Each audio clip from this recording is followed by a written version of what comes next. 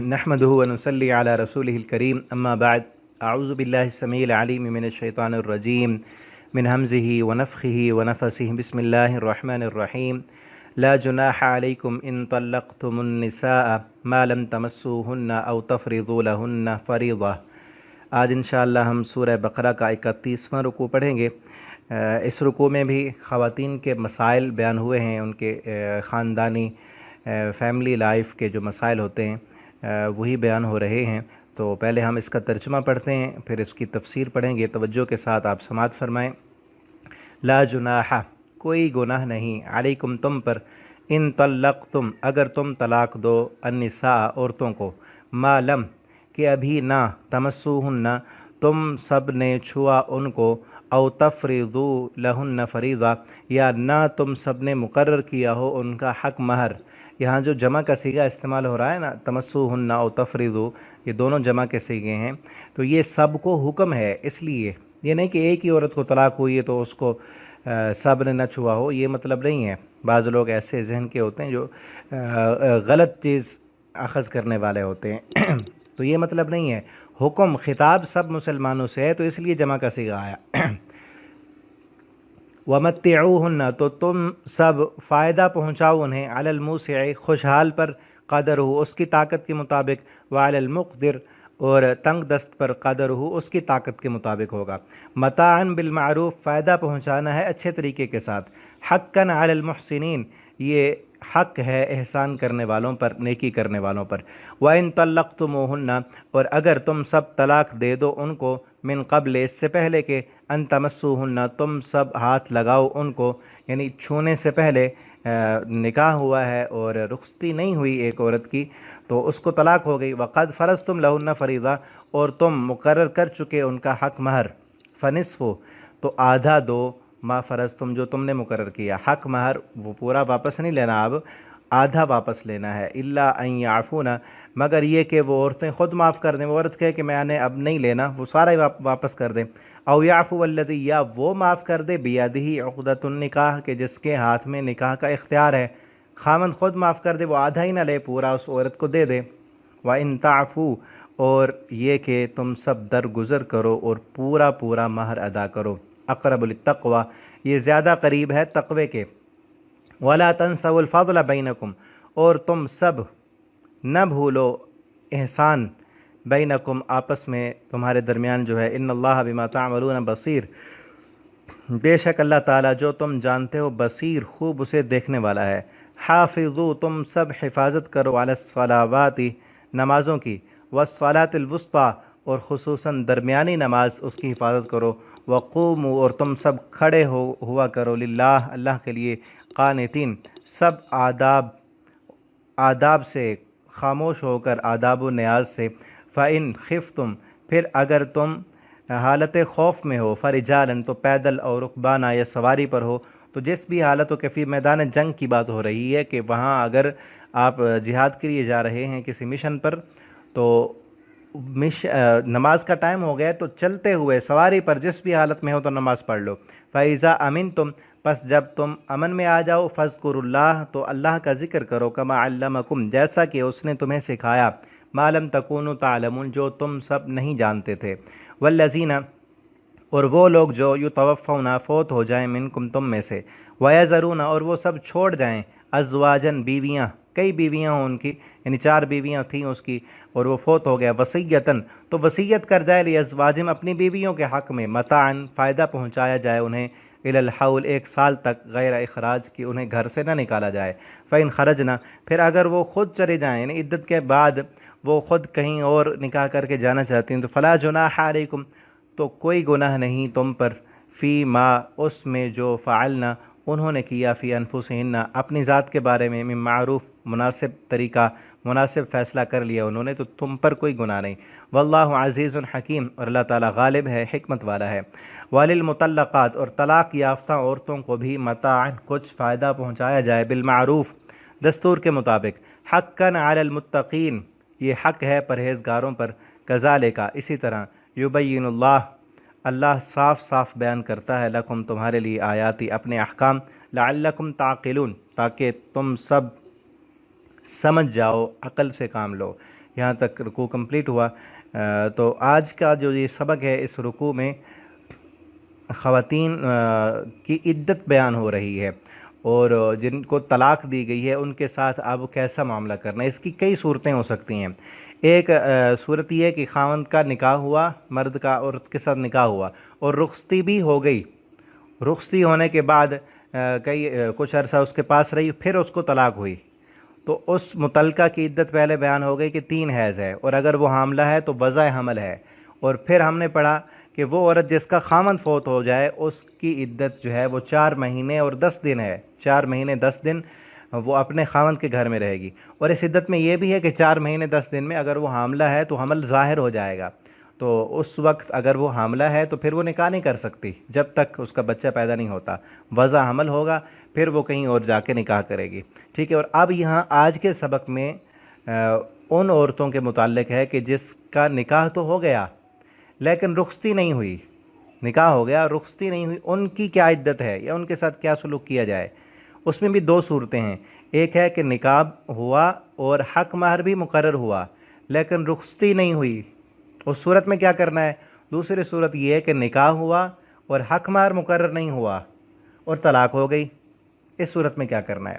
تو فرمایا لا جناح علیکم، تم پر کوئی گناہ نہیں، ان طلقتم، اگر تم طلاق دو، النساء، عورتوں کو، ما لم تمسوہن، کہ ابھی نہیں چھوا ان کو، یعنی رخصتی نہیں ہوئی ابھی اس عورت کے ساتھ جس کے ساتھ نکاح ہوا ہے، اس لڑکی کے ساتھ لڑکے کی خلوت نہیں ہوئی، وہ علیحدہ نہیں ہوئے، تو طلاق دینے کی نوبت آ گئی، تو اس وقت طلاق دینا جائز ہے، جائز ہے، لیکن اخلاقی طور پر ایک جو ہے وہ اچھی بات نہیں ہے۔ لیکن یہ ہے کہ اگر کوئی بھی مسئلہ بن سکتا ہے، اسلام نے، شریعت نے اجازت رکھی ہے، مثلا کوئی لڑائی جھگڑا ہو گیا، یا اور لڑکے کو کہیں اور وہ چاہتا ہے کہ کسی اور جگہ پر میں شادی کروں، اس سے نہیں کرنا چاہتا وہ، تو بہرحال اخلاقی طور پر تو ایک عورت کو یا اس لڑکی کے والدین کے لیے تکلیف دہ بات ہے، عورت کے لیے بھی تکلیف دہ بات ہے جس لڑکی کے ساتھ وہ ایک منسوب ہو گئی تھی ایک لڑکے کے ساتھ، اب اسے چھوڑا جا رہا ہے، تو تکلیف تو ہو گئی، ظاہر بات ہے۔ تو اسی لیے فرمایا کہ کیا کرنا ہے اس کے ساتھ، او تفرضوا لہن فریضہ، اور تم نے ان کا حق مہر بھی مقرر نہیں کیا، صرف نکاح ہوا تھا، نکاح ہونے کے بعد حق مہر بھی مقرر کیا جاتا ہے، اور وہ رخصتی کے بعد بھی ہو سکتا ہے، نکاح کے وقت بھی ہو سکتا ہے، بعض اوقات رخصتی کے بعد نکاح حق مہر جو ہے وہ مقرر کیا جاتا ہے شادی کے وقت، تو وہ نہیں ہوا مقرر، تو کیا کرو، وَمَتِّعُوهُنَّ، تو انہیں فائدہ پہنچاؤ، حق مہر تو نہیں دیا تھا تو اب انہیں طلاق دے رہے ہو تو کچھ دنیاوی فائدہ دو، انہیں کوئی پیسے دے دو، کچھ کپڑے دے دو، یا علی الموسع قدرہ، وسعت والے پر اس کی طاقت کے مطابق، ایک بندہ اس کا کاروبار بہت اچھا ہے تو وہ کوئی مکان دے دے، کافی سارے مکان ہیں اس کے، تو ایک مکان اس کے نام کر دے، یا ایک بندہ جس طرح آج کل کی سہولیات ہیں، گاڑیاں ہیں اس کے پاس کئی، تو ایک آدھ گاڑی اس لڑکی کو دے دے، کیونکہ ایک اس کے جذبات کو تکلیف پہنچی ہے، ٹھیک ہے نا۔ پیچھے میں بتا چکا ہوں خواتین کے مسائل چل رہے ہیں، تو یہاں بھی عورت کا ہی فائدہ ہے۔ اگر یہاں پر یہ دیکھا جائے کہ کیوں طلاق دینے کی اجازت کیوں ہے، نکاح کر لیے تو طلاق دینے کی اجازت نہ ہوتی، اگر زبردستی کی جائے، لڑکا نہیں مان رہا، پہلے نکاح ہوا تھا، اب والدین، لڑکے کے والدین زبردستی کرتے ہیں، یا لڑکی والے کہتے ہیں نہیں ہماری ناک کٹ جائے گی، ابھی رخصتی نہیں ہوئی، تم جو ہے نا پہلے یہ کام کر رہے ہو، تو یہ اچھا نہیں ہوگا۔ اگر زبردستی اس لڑکے کو نکاح کرایا جائے، زبردستی وہ مان تو جائے لیکن بعد میں وہ اس کے ساتھ ٹھیک رہے ہی نہ، تو اس سے بھی بڑے مسائل پیدا ہو سکتے ہیں۔ تو اس لیے بہرحال اجازت دی گئی ہے، لیکن ساتھ یہ کہا گیا ہے کہ اس کو کچھ نہ کچھ فائدہ دو، وسعت والے پر اس کے مطابق، اور جو اس کے پاس وسعت نہیں ہے، وہ غریب ہے، تو وہ بہرحال پھر بھی کچھ نہ کچھ دے، ایک سوٹ کپڑے کا دے دے یا کچھ پیسے دے دے، ایسے نہیں۔ اور یہاں ہمارے ہاں پتہ کیا ہوتا ہے، کوئی ایسا معاملہ بن جائے نا تو پہلے جو گفٹ دیے وہ جو ہوتے ہیں وہ بھی واپس لے لیے جاتے ہیں، ٹھیک ہے نا، یہ ظلم ہے، اور اس میں خواتین کردار ادا کرتی ہیں، خصوصاً وہی جو لڑکی والے کی طرف سے ہوتے ہیں، تو وہ جو پہلے کوئی کپڑے یا سوٹ وغیرہ کوئی گفٹ دیے ہیں جس کے ساتھ نکاح ہوا ہے، تو وہ بھی واپس کر دیے جاتے ہیں، جبکہ یہ شریعت کا مسئلہ یہ ٹھیک نہیں ہے۔ اخلاقی طور پر لڑکے کو چاہیے کہ وہ پہلے جو گفٹ دیے وہ تو پہلے تھے، اب طلاق دینے کے وقت بھی جتنی اس کی وسعت طاقت ہے وہ دے اس کو، متاعن فائدہ پہنچانا، یہ دنیاوی فائدہ، یہ کچھ بھی جتنا زیادہ دے گا اتنا اچھا ہے، بالمعروف، اور یہاں کہا کہ معروف طریقے کے ساتھ، اچھے طریقے کے ساتھ، یہ نہیں کہ جس طرح فقیر کو جو ہے نا وہ خیرات دی جاتی ہے اس طرح نہیں، خیرات سمجھ کر نہیں دینا، بلکہ معروف بھلے طریقے کے ساتھ، اچھے طریقے کے ساتھ ان کو دینا ہے، حقاً علی المحسنین، اللہ فرماتے ہیں جو نیک لوگ ہیں ان کا تو یہ حق بنتا ہے، یہی حق ہے ان کا۔ اور یہاں اس صورت میں عورت کی کوئی عدت نہیں ہوگی، ٹھیک ہے، کیونکہ پچھلے ہم عدت پڑھ رہے تھے، نکاح کے بعد رخصتی ہوئی، طلاق ہو گئی تو عدت 3 حیض، خاوند فوت ہو گیا تو عدت 4 مہینے 10 دن، عورت حاملہ ہے چاہے اس کا شوہر فوت ہو گیا ہے یا اس کو طلاق ہوئی ہے، حاملہ ہے تو عدت وضع حمل۔ اب یہاں ہے کہ نکاح ہوا، رخصتی نہیں ہوئی تو عدت کوئی بھی نہیں ہے، کوئی بھی عدت نہیں، اگلے دن ہی وہ کسی اور سے نکاح کر سکتی ہے، ٹھیک ہے۔ وَإِن طَلَّقْتُمْ، اور دوسری صورت یہ وَإِن طَلَّقْتُمُوهُنَّ، اور اگر تم طلاق دو، من قبل ان تمسوهن، اس سے پہلے کہ عورت کو تم نے ہاتھ لگایا، اس چھونے سے مراد جسمانی تعلق ہے، نکاح کے بعد خاوند اور بیوی کا جو تعلق ہوتا ہے وہ نہیں ہوا، یعنی رخصتی نہیں ہوئی، وقد فرضتم لهن فریضہ، اور تم ان کا حق مہر مقرر کر چکے ہو، یہ دوسری صورت ہے، حق مہر مقرر ہو گیا تھا، مثلا 10 لاکھ ایک بندے نے اپنی بیوی کا جس سے نکاح ہوا ہے، نکاح کے وقت وہ 10 لاکھ حق مہر مقرر کیا اور وہ دے دیا اس کو، اب وہ اس کے ساتھ شادی نہیں کرنا چاہتا، رخصتی نہیں کرنا چاہتا، وہ کہتا طلاق دیتا ہوں میں، تو یہاں بھی وہ پیچھے والی بات مجبور نہیں کیا جائے گا، بہرحال اسے کہا جائے کہ اچھی بات نہیں ہے، اخلاقی طور پر ایک لڑکی کے ساتھ تمہارا ایک نسبت ہو گئی ہے، اب سب خاندان والوں کو پتہ چل گیا، اعلان ہو گیا، نکاح ہو گیا، تو خصوصاً اس وقت عورت والوں کے لیے ایک معاشرے میں بدنامی والا ایشو بنتا ہے، اور ہونا نہیں چاہیے اسلامی نقطہ نظر سے، لیکن پھر بھی ہمارے معاشرے میں ایک اس کو جذباتی طور پر ٹھیس جو پہنچی ہے، تکلیف پہنچی ہے، تو اس کے لیے پہلے سمجھایا جائے لڑکے کو کہ نہ کرے ایسا، اگر وہ کرنا چاہتا ہے تو جو وہ حق مہر دے چکا ہے، 10 لاکھ مثلا مقرر کیے ہیں نا، تو پھر وہ کیا کرے، وہ واپس نہیں لے سکتا، ٹھیک ہے، اگر لے تو آدھا واپس لے، آدھا 5 لاکھ وہ واپس لے 5 لاکھ اسی لڑکی کو دے، وقد فرضتم لہن فریضہ، تم ان کا حق مہر مقرر کر چکے ہو، الا ان یعفون، اور فنصف ما فرضتم، تو آدھا دے دو اس کو، آدھا واپس لے سکتے ہو، الا ان یعفون، مگر یہ کہ وہ عورت، لڑکی والے بھی اچھے ہیں، وہ نہیں رکھنا چاہتی عورت، وہ کہتی ہے کہ اصل تو تھا نکاح میں اس کے ساتھ ہی رہتی، اگر وہ مجھے پسند نہیں کرتا تو میں اس کا مال نہیں رکھنا چاہتی، وہ واپس دے دے، سارا دے دے واپس، تو کوئی مسئلہ نہیں ہے، او یعفو الذی بیدہ عقدۃ النکاح، یا وہ جس کے ہاتھ میں نکاح کی گرا ہے، وہ لڑکا جو ہے وہ خود کہے کہ میں وہ آدھا بھی واپس نہیں لیتا، یعنی 10 لاکھ دیے تھے تو وہ کہے 5 لاکھ بھی واپس نہیں دیتا، طلاق میں دیتا ہوں، شادی نہیں کرنا چاہتا، لیکن وہ جو حق مہر میں نے دیا تھا وہ 10 لاکھ وہ سارا اسی کا، تو یہ بھی ٹھیک ہے دونوں صورتوں میں۔ وَأَن تَعْفُوا، اور یہ کہہ دیا گیا کہ درگزر کرو، تم آپس میں درگزر سے کام لو، اقرب للتقوی، یہ تقوی کے بہت زیادہ قریب ہے۔ اور یہاں آگے اگلے الفاظ دیکھیں، وَلَا تَنْسَبُوا الْفَضْلَ بَيْنَكُمْ، اور نہ بھولو تم الفضل، احسان کو آپس میں۔ یہاں ہر صورت میں یہ 2 آیتیں اب جو پڑھیں اور پیچھے بھی جتنے مسائل طلاق کے پڑھے، اللہ فرماتے ہیں یہ معاملات اگر بن جائیں تو آپس میں پہلے جو تمہاری رشتہ داریاں ہیں، ایک دوسرے کے ساتھ احسانات تم نے کیے ہیں، ایک دوسرے کے ساتھ تمہارے جو پہلے تعلقات ہیں ان کو مت بھولو۔ ہوتا کیا ہے اصل، جب کسی لڑکی کو طلاق ہو، کسی خاندان میں یہ معاملہ ہو، تو پھر پورے خاندان میں لڑائیاں اور جھگڑے ہوتے ہیں، فتنے اور فساد ہوتے ہیں، پورے خاندان کی ایک دوسرے کے ساتھ بولنا، رشتہ ناتا، خوشی اور غمی میں شریک ہونا، سب ختم کر دیا جاتا ہے۔ اللہ فرماتے ہیں ایسے مت کرو، ایسے مت، خصوصاً اس وقت جب لڑکی کو طلاق دے دی جائے، کب؟ جب اس کی رخصتی نہ ہوئی ہو، اور کئی لوگ باتیں کرتے ہیں، پتہ نہیں کیا کچھ ہوتا ہے، تو ایسے نہیں ہونا چاہیے۔ اللہ فرماتے ہیں لا تنسوا الفضل بینکم، آپس میں جو فضل ہے، پہلے تمہاری جو رشتہ داریاں ہیں اس کو مت بھولو، ان کو ختم نہ کرو، پہلے جو احسانات ہوئے ہیں، احسان ہی ہوا تھا نا، ایک لڑکی اور لڑکے کا اگر رشتہ ہوا تو اس سے پہلے محبت بھی ہوئی ہوگی، آپس میں ایک دوسرے کے ساتھ جو ہے وہ آنا جانا، ایک دوسرے کی دعوتیں، ایک دوسرے کے گھروں میں آنا، ان خواتین کا آپس میں ایک دوسرے کے ساتھ جو ہے وہ دوستیاں، محبت، ایک دوسرے کے گھر میں آنا، تحفے تحائف اور رشتہ داریاں بھی ہوتی ہیں. تو یہ ساری چیزیں جو پہلے ہو چکی ہیں اللہ فرماتے ہیں ان کو مت بھولو، کہ اب وہ تمہارے ایسے دشمن لگنے لگے ہیں. شیطان بنا دیتا ہے نا کہ تم ان کی شکل بھی نہیں دیکھنا چاہتے. اس واقعے سے پہلے کو یاد کرو کہ اس وقت کیا تھا. اگر یہ تھوڑی سی غلطی ہو گئی ہے تو اس ایک غلطی کی وجہ سے سارا کچھ ختم نہ کرو. وہ غلطی ہوئی ہے، اس کا ازالہ جو اسلام نے بتایا ہے، شریعت نے بتایا، اس کے مطابق کر لو. اور ولا تنسوا الفضل بینکم، آپس میں جو فضل ہے وہ مت بھولو. اور خصوصاً یہ بھی کہ ایک عورت جو کسی کی بیوی رہی، خامند اور بیوی آپس میں اکٹھے رہے 1 سال 2 سال 10 سال، ٹھیک ہے، اس کے بعد اگر رخصتی خامند طلاق دے رہا ہے، عورت خود طلاق لے رہی ہے، تو اس کے بعد بھی وہ خامند اور بیوی پھر کیا ہوتا ہے، ایک دوسرے کے راز فاش کیے جاتے ہیں.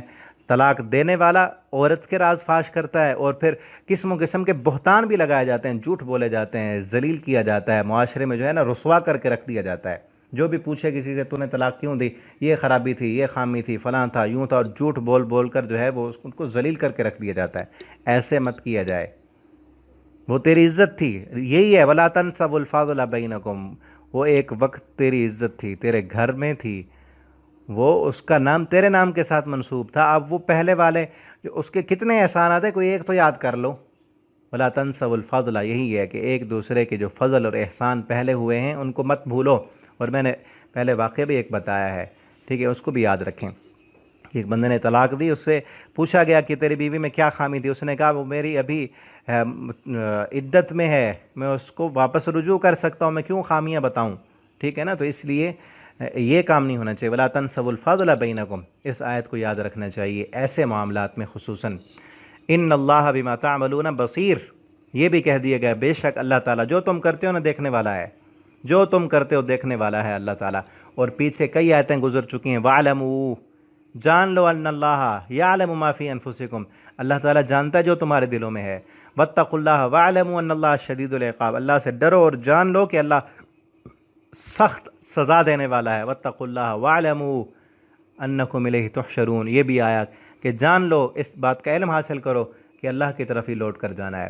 اب یہ ساری باتیں جو پیچھے بیان ہوئی ہیں نا، جو آیتیں آئی ہیں کہ علم حاصل کرو، جان لو، یہ اس چیز کی پریکٹس کرنے کے لیے، عملی پریکٹس کے لیے 5 وقت کی نماز رکھی گئی ہے کہ 5 وقت نماز میں جاؤ، خشوع اور خضوع کرو، اور اس طریقے پر نماز پڑھو کہ ہمارا رب ہمیں دیکھ رہا ہے. حافظوا علی الصلوات، حفاظت کرو نمازوں کی. نمازیں کتنی ہیں؟ 5، پانچوں نمازوں کی حفاظت کرو. والصلاۃ الوسطیٰ، اور خصوصاً درمیانی نماز. یہ درمیانی نماز، اس کے متعلق کئی اقوال ہیں، لیکن درمیانی نماز جو بنتی ہے وہ نماز عصر ہے، کہ 2 نمازیں اس سے پہلے ہیں، 2 اس کے بعد ہیں. اس نماز کا خصوصاً خیال رکھو. اور ایک حدیث میں آتا ہے کہ جس بندے کی عصر کی نماز رہ گئی، جان بوجھ کر اس نے نماز چھوڑ دی، تو ایسے سمجھ لے کأنما وطر اہلہ ومالہ، اس کا اہل، اس کے بیوی بچے گھر سب کچھ ختم ہو گیا، اس کا مال، اس کا کاروبار بزنس وہ بھی آگ لگ گئی اس کو، بیوی بچے بھی اس کے مر گئے. یہ نقصان کم ہے ایک نماز کے چھوڑنے کا. جان بوجھ کر ایک نماز چھوڑنے کا نقصان وہ زیادہ ہے. اگر علم ہو، اگر آخرت پر نظر ہو. حافظوا علی الصلوات، اسی لیے فرمایا نمازوں کی حفاظت کرو. وقوموا للہ قانتین، اور کھڑے ہو جاؤ اللہ کے لیے قانتین. قانت کہتے ہیں فرما بردار، اللہ کا فرما بردار بن کر. دل میں اللہ کا خیال ہو. جب نماز پڑھنے کے لیے کھڑے ہو تو پھر اس وقت دل میں دنیا نہ ہو، دل میں دکان نہ ہو، کاروبار نہ ہو. دنیا کے خیالات سے اپنے دل کو آزاد کر لو، اور اس وقت تمہارے دل میں اللہ کی یاد ہو، اللہ کی ہیبت، اللہ کا مقام، اللہ کی عظمت، اللہ کی قوت اور طاقت. اور جو پڑھ رہے ہو وہ بھی اس کا ترجمہ بھی آتا ہو، پتہ ہو کہ ہم اللہ کو کیا کہہ رہے ہیں. الحمدللہ رب العالمین کہا تو پتہ ہو اس کا معنی کیا ہے. رکوع میں سبحان ربی العظیم کہا تو معنی کا پتہ ہو. سجدے میں سبحان ربی الاعلیٰ کہا تو پتہ ہو ہم کیا کہہ رہے ہیں. اور اللہ کی ہیبت، اللہ کا مقام، اللہ کی کبریائی کہ کتنا بڑا رب، 7 آسمانوں کا مالک ہے، اور جتنی بھی مخلوقات ہے سب کو رزق دینے والا. وہ جب چاہے، جہاں چاہے، جس کو چاہے پکڑ لے. وہ فقیروں کو اٹھا کے بادشاہ بنا دے، بادشاہوں کو اٹھا کے ذلیل کر دے. اس کو کون پوچھنے والا ہے؟ وہ کن فیکون کی قدرتوں اور طاقتوں کا مالک. ہم اس کے سامنے عاجز، بے کس، بے بس. ہیں جھک جائیں کبھی رکوع میں اپنی عاجزی کرتے ہوئے، اپنے ماتھے کو اپنے سر کو مٹی پر رکھ کر کہیں سبحان ربی العلیٰ، اللہ میں چھوٹا ہوں، اعلیٰ تو ہے، بڑا تو ہے، نہ میرا کاروبار بڑا، نہ میری دکان بڑی، نہ میرا بزنس بڑا، نہ میرے تعلقات بڑے، نہ میری سیاست بڑی، نہ میری کرسی بڑی، کچھ بڑا نہیں، سارے چھوٹے، عاجز، بے کس، بے بس ہیں، اعلیٰ ذات تیری ہے، بڑا تو ہے، قوتوں، قدرتوں، طاقتوں کا مالک تو ہے، ٹھیک ہے نا؟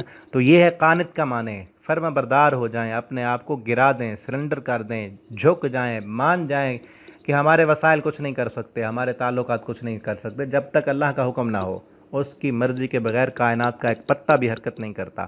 وقوموا للہ قانتین، اللہ کے فرما بردار بن کر اس کے آداب کو بجا لاتے ہوئے کھڑے ہو جاؤ۔ جو ہمیں بھی چاہیے کہ حفاظت کریں نماز کی، وقت پر نماز پڑھیں، حفاظت سے مراد یہ ہے کہ وقت پر پڑھیں اور سنت کے مطابق پڑھیں، رسول اللہ صلی اللہ علیہ وسلم نے جیسے سکھائی ہے نماز ویسے پڑھیں، ترجمہ یاد کر کے پڑھیں، خشوع اور خضوع کے ساتھ پڑھیں۔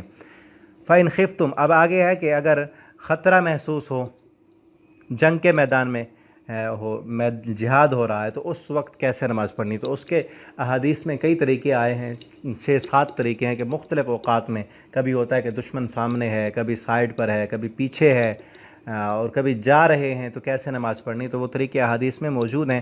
یہاں ہے کہ فرجالاً اور رکبانا، جیسے بھی ہو، تم چل رہے ہو، چلتے چلتے نماز پڑھ لو، نیت کر لو، نیت کرتے وقت یعنی جب ارادہ کی، نیت اصل دل کے ارادے کا نام ہے، کہ اس وقت کعبہ کی طرف منہ کر لو اور ہاتھ باندھ لو، پھر جس طرف جانا ہے اسی طرف منہ کر لو، اور دل کے ارادے سے نماز پڑھتے رہو، رکوع اور سجدہ وغیرہ جسمانی جو حرکات ہیں وہ نہیں کرنی، کیونکہ تم نے پہنچنا ہے دشمن تک۔ اگر نماز پڑھتے ہوئے جماعت کراؤ گے تو ہو سکتا ہے کہ تم نماز میں مشغول ہو جاؤ، دشمن سر پہ آ جائے، یا جہاں پہنچنا ہے وہ نہ پہنچ سکو، مشن ناکام ہو جائے۔ لیکن ساتھ یہ ہے، آگے آئے گا سورہ نساء میں بھی، ساتھ یہ ہے کہ چھوڑنی نہیں نماز، ایسی حالت میں، ایسی کیفیت میں کہ جب جان جانے کا خطرہ ہے، دشمن سامنے تیر تلوار اٹھا کے کھڑا ہے، اس حالت میں بھی اللہ فرماتے ہیں نہیں، نماز پڑھنی ہے۔ اس میں یہ ہے، آگے آئے گا سورہ نساء میں، کہ 2 جماعتیں بن جائیں، ایک جماعت دشمن کے سامنے، ایک اللہ کے سامنے، کہ ایسی صورت میں بھی اللہ کو یاد کرو، اصل فتح دینے والا تو رب ہے۔ تو یہاں ایک غور کی بات یہ ہے کہ ایسے حالت میں بھی جہاں اسلام کے مٹنے کا، جان جانے کا خطرہ ہے، دشمن سامنے ہے، وہاں بھی نماز معاف نہیں ہے، تو پھر کون سی حالت ہو سکتی ہے کہ جس میں نماز معاف ہو؟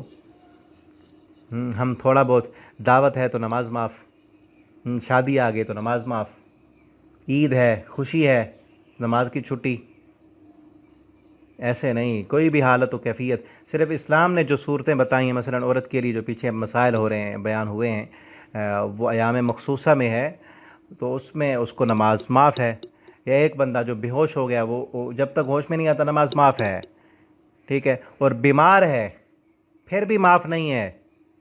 ہاں، ایسی حالت و کیفیت بن گئی ہے کہ اس کا اب ذہنی توازن درست نہیں رہا، تو پھر ہے اس کو پتہ ہی نہیں، جب تک دل اور دماغ کا تعلق موجود ہے اس وقت تک نماز معاف نہیں ہے، چاہے جسم حرکت ہی نہ کرتا ہو۔ ایک بندہ ہاسپٹل میں پڑا ہوا ہے، اس کا جو ہے کپڑے بھی پاک نہیں ہیں، اس کا پیشاب رک ہی نہیں رہا، وہ بہہ رہا ہے، اس حالت و کیفیت میں بھی نماز معاف نہیں ہے۔ ذہن اگر ٹھیک ہے نا، ذہن ٹھیک ہے تو تیمم کرے، مٹی کے ساتھ تیمم کرے، سوئے سوئے، لیٹے لیٹے، آنکھ کے اشارے اور دل کے ارادے سے نماز پڑھ لے، اللہ رب العالمین معاف فرما دیں گے۔ لیکن نہیں پڑھے گا تو چھٹی نہیں ہے، ایسی حالت و کیفیت میں بھی چھٹی نہیں۔ اور جو بندے ایسے دکان پہ بیٹھے بیٹھے چند گاہکوں کی خاطر 5-10 ہزار کے لیے نماز چھوڑ دیں، تو ان کی کیا حالت و کیفیت ہوگی؟ قیامت کے دن معافی نہیں ملے گی۔ آج تک جو نمازیں چھوٹ گئی ہیں ان کی معافی مانگیں اور اللہ سے عہد کریں کہ ہم جو ہے ساری نمازیں 5 وقت پڑھیں گے۔ امید ہے کہ آپ پڑھتے ہوں گے، میرے پاس پڑھنے والے، میں آپ دوسروں تک اس پیغام کو جب پہنچائیں گے تو ان تک بھی یہ بات پہنچے کہ اگر انہوں نے نہیں پڑھی نمازیں تو توبہ کریں پیچھے جو نمازیں رہ گئی ہیں اس کے لیے، اور آگے سے اللہ سے عہد کریں کہ ہم 5 نمازیں وقت پر ادا کریں گے۔ اللہ تعالی ہمیں توفیق دے۔ تو اب پھر فَإِذَا أَمِنْتُمْ، جب امن میں آ جاؤ، یعنی خطرہ ٹل جائے، تو فَاذْكُرُوا اللَّهَ كَمَا عَلَّمَكُمْ، پھر ویسے نماز پڑھو جیسے اللہ نے تمہیں سکھایا۔ اور اللہ نے کیسے سکھایا؟ قرآن میں کہیں پہ نہیں ہے۔ یہاں سے ایک مسئلہ یہ بھی نکلتا ہے کہ بعض لوگ کہتے ہیں کہ ہمیں قرآن کافی ہے، حدیث کی ضرورت نہیں ہے۔ نماز کا طریقہ اللہ نے سکھایا، وہ قرآن میں تو نہیں، اللہ فرماتے ہیں جیسے اللہ نے سکھایا، وہ کہاں ہے؟ حدیث میں ہے۔ تو اس سے یہ معلوم ہوا کہ حدیث بھی اللہ کی وحی ہے، جس طرح قرآن اللہ کی وحی ہے۔ حدیث میں آتا ہے کہ جبریل امین آئے، انہوں نے آ کر نبی کریم صلی اللہ علیہ وسلم کو نماز سکھائی، پڑھ کر بتائی۔ 2 دن آتے رہے مسلسل، ایک دن اول وقت میں جبریل امین نے ساری نمازیں پڑھ کے سکھائیں، اور دوسرے دن آخر وقت میں، اور فرمایا کہ ان کے درمیان جو ہے وہ نمازوں کا وقت ہے، تو ویسے نماز پڑھنی جیسے، اور نبی کریم صلی اللہ علیہ وسلم نے خود فرمایا صلو کما رأیتمونی اصلی، تم نماز ویسے پڑھو جیسے تم نے مجھے نماز پڑھتے ہوئے دیکھا ہے۔ وہ طریقے احادیث کی کتابوں میں موجود ہیں، وہاں سے جو ہے کتاب الصلاۃ ہر کتاب میں، جیسے سب سے بہتر جو کتاب ہے صحیح البخاری، حدیث کی کتابوں میں سب سے جس کا اعلیٰ نمبر ہے وہ صحیح البخاری ہے، صحیح مسلم ہے، پھر سنن اربع ہیں، ان تمام کتابوں میں جو ہے کتاب الصلاۃ ہے، تو اس کو پڑھیں، پورے نماز کے مسائل وہاں سے آپ کو مل جائیں گے۔ کما علمکم ما لم تکونوا تعلمون، جو تم نہیں جانتے تھے۔ والذین یتوفون، اور وہ عورتیں جن کے خامند فوت ہو جائیں، اور والذین یتوفون، اور وہ لوگ یتوفون جو فوت ہو جائیں، منکم تم میں سے، ویذرون، اور وہ چھوڑ جائیں، ازواجن بیویاں، یعنی ایک بندہ فوت ہوا، 3 یا 4 اس کی بیویاں ہیں، تو اب وہ اس کی جو اولاد ہے، ایک بیوی سے اولاد ہے، دوسری بیویوں سے نہیں ہے، اب وہ جس کی اولاد ہے وہ اپنی ماں جو ہے ان کی، اس کا تو نان و نفقہ برداشت کریں گے، لیکن جو سوتیلی مائیں ہیں، ان کے والد کی بیویاں، دوسری بیویاں، ان کی اولاد ہی نہیں، وہ ان کو جو ہے وہ نہیں رکھیں گے اپنے پاس۔ تو اللہ فرماتے ہیں خامند کو چاہیے فوت ہونے والے کو اس کے لیے کوئی وصیت کر دے، یا جو اس کی اولاد ہے، اس کے وارث ہیں، ان کو کہا جا رہا ہے کہ متاعن، ان کو بھی فائدہ پہنچاؤ، الی الحول، 1 سال تک، 1 سال تک وہ اپنے شوہر کے گھر میں رہیں گی، ان کو مت نکالو۔ فَإِذَا خَرَجْنَا، اگر وہ خود چلی جائیں، خود نکل جائیں کہیں اور، وہ نکاح کرنا چاہتی ہیں، تو اپنے نفس کے لیے، اپنی ذات کے لیے جو بھی وہ فیصلہ کریں اچھے طریقے سے، تو تم پر کوئی گناہ نہیں ہے۔ واللہ عزیز الحکیم، اللہ تعالیٰ غالب اور حکمت والا ہے۔ اور ایک بات یہاں یہ یاد رکھیں کہ یہ وراثت کے احکام سے پہلے کی آیت ہے، کہ ابھی بیویوں کی وراثت ابھی نہیں آئی تھی کہ کتنا ہے ان کی وراثت میں حصہ، تو اس وقت وصیت تھی، خامند وصیت کر دے، یا جو اس کے وارث ہیں وہ 1 سال تک اس کو خامند کے گھر میں رہنے دیں، جو خامند اس کا فوت ہو گیا ہے۔ اور پھر سورہ نساء میں ہم پڑھیں گے کہ بیویوں کا جو ہے وہ 8واں حصہ ہے، ایک بیوی ہے تو خامند کی جائیداد میں سے اس کو 8واں حصہ ملے گا، اور اگر 2 ہیں یا 4 ہیں تو اسی 8ویں حصے میں وہ برابر کی شریک ہوں گی، تمام بیویوں کو برابر وہ وراثت ملے گی، تو اب اسی پر عمل ہوگا۔ اور آگے اگلی آیت میں وللمطلقات، اور وہ عورتیں جن کو طلاق ہوئی، پیچھے تھا کہ جن کے شوہر فوت ہو گئے ان کو بھی فائدہ دینا ہے، اور جن کو طلاق ہوئی متاعا بالمعروف، ان کو بھی کچھ فائدہ پہنچائیں، بالمعروف، دستور کے مطابق، حقا علی المتقین، پرہیزگاروں پر یہ بھی حق ہے کہ جس عورت کو طلاق دی ہے، اور یہ ہے عدت کے اندر کہ جس میں رجوع کرنے کا حق ہے، ایک عورت کو طلاق ملی 3 حیض تک، خامند کے ساتھ وہ بندھی ہوئی ہے، ابھی کہیں اور وہ نکاح نہیں کر سکتی، تو خامند کو بھی چاہیے 3 حیض تک وہ اس کو خرچہ دے۔ بلکہ آگے ہم پڑھیں گے انشاءاللہ 28ویں پارے میں سورہ طلاق میں بعض طلاق کے مسائل بیان ہوئے ہیں، وہاں پر ہے کہ خامند خرچہ بھی دے گا اور سکنا، رہائش بھی دے گا، ٹھیک ہے، وہ رہے گی بھی خامند کے گھر میں۔ یہی جو شرعی طریقہ ہے طلاق دینے کا، اس کے مطابق اگر چلا جائے نا تو پھر بہت ہی کم طلاق ہوگی، بہت ہی کم ہوگی۔ شرعی طریقہ کیا ہے؟ طلاق دینے سے پہلے شرعی طریقہ یہ ہے کہ خامند جب طلاق دے اس وقت عورت حیض کی حالت میں نہ ہو، عورت حیض کی حالت میں نہ ہو، وہ طہر کی حالت میں ہو، پاکیزگی کی حالت میں ہو، اور پاکیزگی کی بھی وہ حالت و کیفیت جس میں اس شوہر نے اپنی بیوی کے ساتھ جماع نہ کیا ہو، جسمانی تعلق قائم نہ کیا ہو، اس طور میں اگر عورت کا جو ہے وہ اس کے مینسز کے ایام ختم ہوئے اور پھر وہ پاک ہوئی، خامند نے اس کے ساتھ ہم بستری کر لی، جسمانی تعلق قائم کر لیا، تو اب اس طہر میں وہ طلاق نہیں دے سکتا۔ اگر دے گا طلاق ہو جائے گی، لیکن شرعی طریقہ جو سنت طریقہ ہے وہ نہیں ہوگا، ٹھیک ہے نا۔ صحیح طریقہ یہ ہے کہ ایسے طلاق دی جائے، اور اگر اس کا خیال رکھا جائے، طلاق دیتے وقت کون خیال رکھتا ہے کہ اب کس حالت میں ہے؟ اس وقت تو غصہ، کیفیت ہی ایسی ہوتی ہے، لیکن پھر بھی شریعت نے رکھا ہے کہ غصے میں تو کوئی فیصلہ نہیں کرنا۔ شریعت نے تو روکا ہے کہ ایک بندہ غصے میں ہے تو روکا گیا ہے کہ غصے میں کوئی فیصلہ مت کرو، سوچو، اس وقت رک جاؤ، پھر سوچو ذہن سے جب دماغ ٹھنڈا ہو جائے، کیفیت اچھی بن جائے، پھر کچھ جو بھی فیصلہ کرنا ہے پھر کرو تو ٹھیک ہے۔ پہلے طلاق دینے سے پہلے یہ شرائط رکھی گئی ہیں، یہ طلاق دے، اور پھر طلاق دینے کے بعد بھی عورت جو عدت ہے 3 حیض وہ اپنے شوہر کے گھر میں ہی رہے گی۔ اگر شوہر کے گھر میں رہے گی تو کیا ہوگا؟ صلح کے چانسز بہت زیادہ ہیں، کیونکہ اکٹھے رہ رہے ہیں نا ایک ہی گھر میں۔ اور یہ بھی ہے کہ کسی کو پتہ بھی نہیں چلے گا۔ یہاں ہمارے معاشرے میں کیا ہوتا ہے، طلاق ہوئی اور عورت جو ہے وہ اپنے باپ کے گھر چلی گئی یا بھائیوں کے گھر چلی گئی، اب عورت کا بھی دل کر رہا ہے کہ صلح کر لوں، مرد کا بھی دل کر رہا ہے صلح کر لوں، لیکن جو باقی رشتہ دار ہیں وہ آڑے آ جاتے ہیں۔ کبھی عورت کے رشتہ دار آڑے آ جاتے ہیں، کبھی مرد کے رشتہ دار آڑے آ جاتے ہیں۔ عورت خود آنا چاہتی ہے، اس کا باپ روک رہا ہے، بھائی روک رہے ہیں کہ مت جانا، اس نے ہماری ناک کاٹ دی، اور اب مرد لینا چاہتا ہے کہ میں صلح کر لوں، اس کے والدین نہیں جانے دیتے۔ تو کیوں جاتا ہے؟ اب تو اسے لینے جائے گا؟ تو نے نہیں جانا، وہ خود آئے گی تو آئے گی۔ تو اس وجہ سے پھر طلاقیں زیادہ ہوتی ہیں۔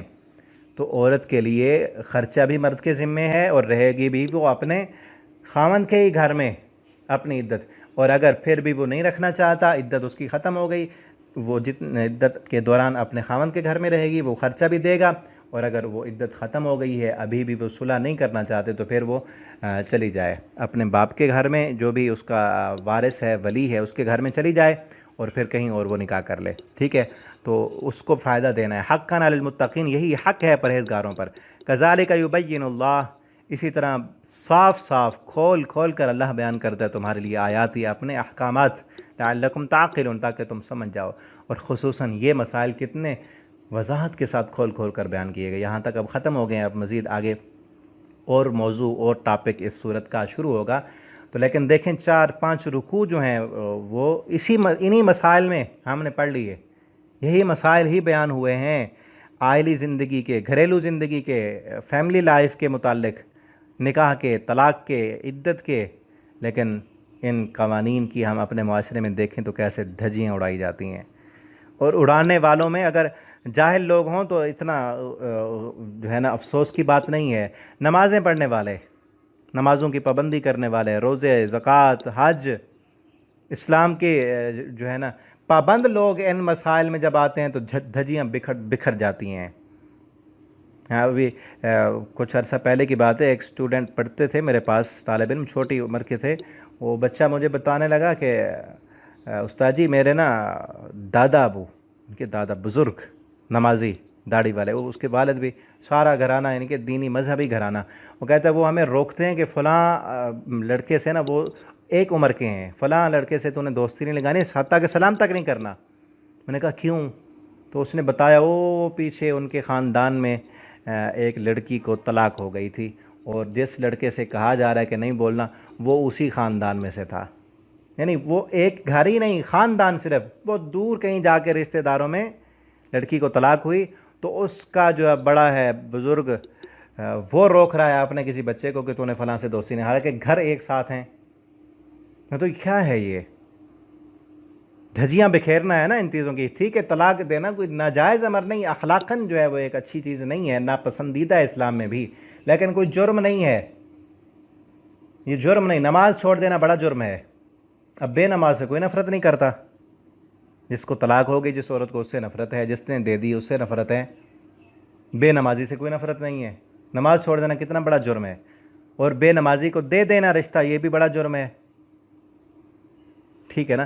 تو اصل جو جرم ہے ان کو جرم سمجھا جائے، اور پھر بھی مجرم سے نفرت نہیں ہونی چاہیے، جرم سے نفرت ہو، شرابی سے نفرت نہ ہو، شراب سے نفرت ہو۔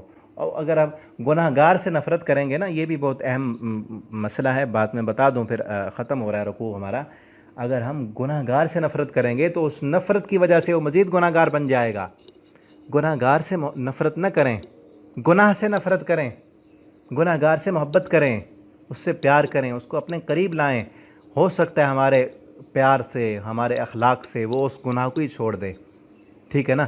کئی دفعہ ایسے ہوتا ہے، اللہ نہ کرے کسی گھر میں کسی بچی سے کوئی غلطی ہو گئی، کوئی موبائل پکڑا گیا، کسی لڑکے کے ساتھ اس کی دوستی تھی، اب کیا ہوتا ہے، گھر والے سارے اس کو جو نا بری نظروں سے دیکھتے ہیں، اس کو ہر وقت زچ کر کر کے وہ مزید اور بری ہو جاتی ہے۔ اسی طرح لڑکے کا معاملہ، ٹھیک ہے نا، وہ اس کی کوئی غلطی پکڑی گئی، اب باپ بھی اس کو مارتا ہے، بھائی بھی اس کو کوستے ہیں، رشتہ دار سارے اس کو ذلیل کر کے رکھ دیتے ہیں۔ ہوتا کیا ہے پھر؟ اس سے ایک ہی غلطی ہوئی ہوتی ہے لڑکے سے، اب وہ کہتا ہے یہ سارے ہی مجھے برا ہے، برا ہے تو پہلے کہہ رہے ہیں نا، تو میں ان کو بن کے دکھاتا ہوں برا ہیں۔ اور وہ بہت بڑے بڑے جو بدماش بنتے ہیں نا، بڑے بڑے چور ڈاکو، ان کے پیچھے یہی صورتیں ہوتی ہیں۔ ایک چھوٹی سی غلطی ہوتی ہے، اس پر مار اور سزا اور بیزتی اور جو ہے نا نفرت حد سے بڑھ کر ہوتی ہے۔ تو پھر جب دیکھتے ہیں ایسا رویہ کہ یہ سارے لوگ اتنی زیادہ ہم سے نفرت کر رہے ہیں، ہمیں برا کہتے ہیں، ہم سے یہ تھوڑی سی غلطی ہوئی اور اتنا بڑا ہمیں مجرم بنا دیا گیا، اب ہم بن کے دکھائیں گے، تو وہ بن جاتے ہیں پھر، ٹھیک ہے نا۔ تو اس لیے نفرت گناہ سے ہو، گناہ کرنے والے سے نہ ہو، اس سے محبت اور پیار ہو۔ اللہ تعالی ہمیں دین کی صحیح سمجھ دیں، اس کے مطابق عمل کرنے کی توفیق اور جرت دیں۔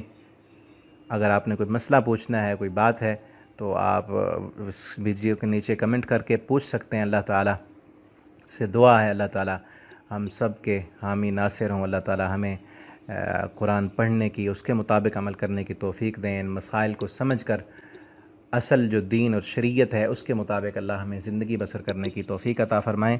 آخر دعوانا ان الحمد للہ رب العالمین۔